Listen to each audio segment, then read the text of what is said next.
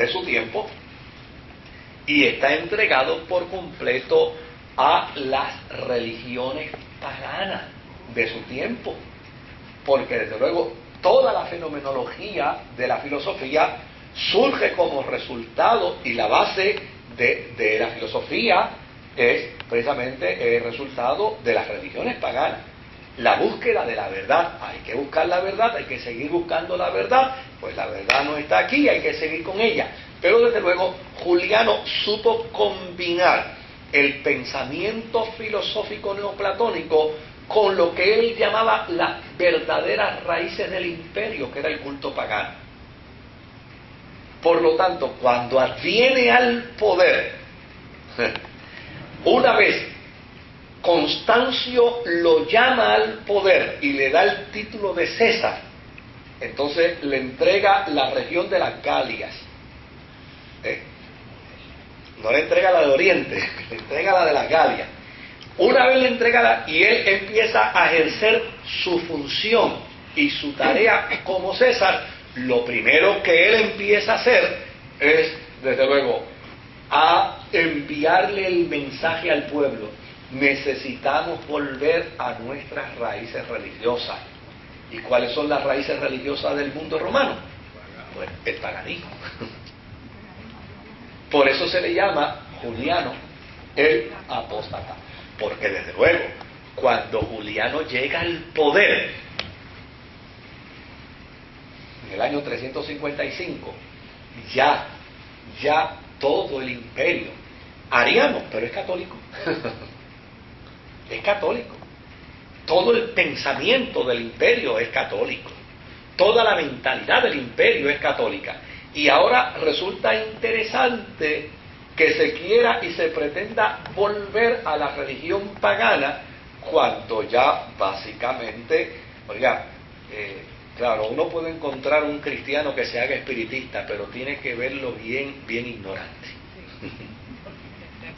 O sea, yo me topo con un cristiano, me dice, yo fui cristiano, pero ahora soy espiritista, y digo, eso. Uno tiene el derecho a hacer lo que quiera hacer, pero desde el punto de vista mío, personal, cuando me dice eso, digo, tiene que ser bien ignorante.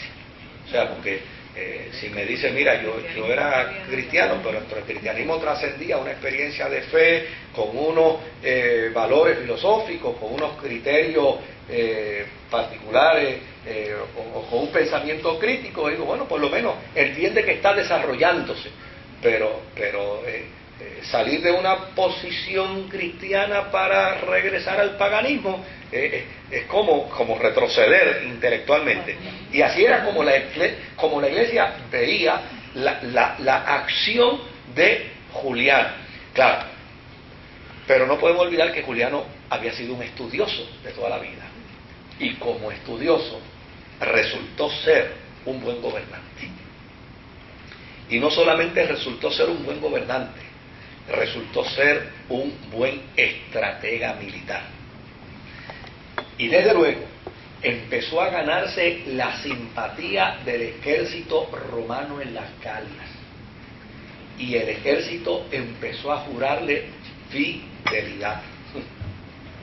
Y el ejército empezó a vincularse empáticamente con él, a tal punto que Constancio empezó a tener preocupación, porque con su hermano no había problema, porque su hermano había sido un mal gobernante, era un tipo egocéntrico, y cuando dijo hay que liquidarlo, todo el mundo dijo hay que liquidarlo, pero a este lo quería todo el mundo.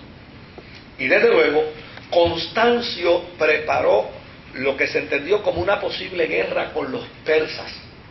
Tal parece que dijo, déjame ver cómo es que está mi capacidad de convocatoria, cómo es que está mi fuerza de emperador.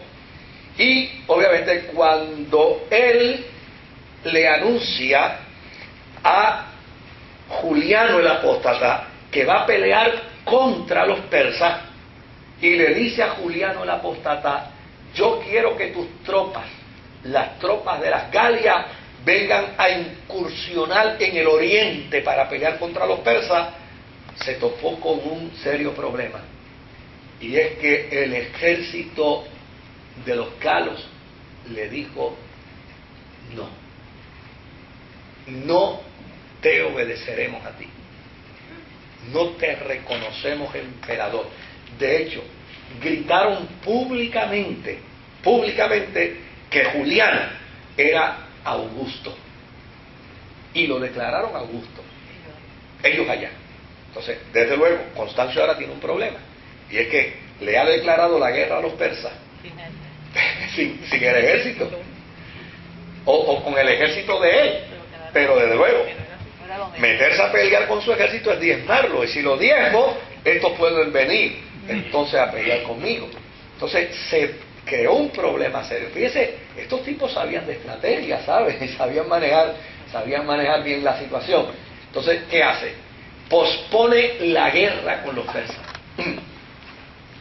La maneja de tal manera, haciendo su alarido de guapo, de que él tiene cuentas que arreglar, pero no las voy a arreglar con ustedes ahora, más adelante.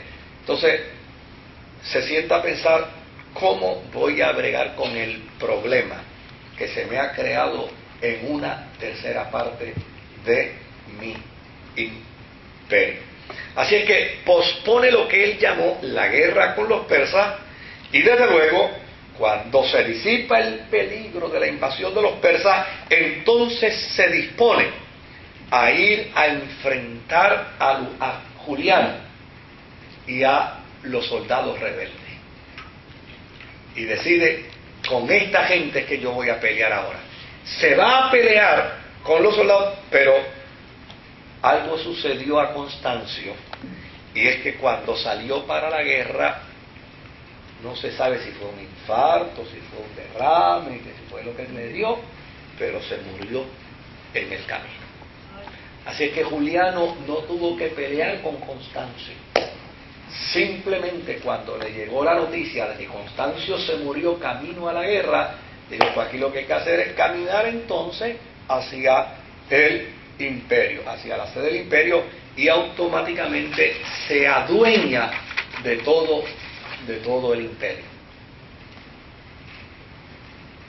Ahí Juliano, entonces, una vez emperador de todo el imperio, Augusto de todo el imperio, se decide tomar venganza con todos los que le hicieron daño. Desde luego, pues, crea un tribunal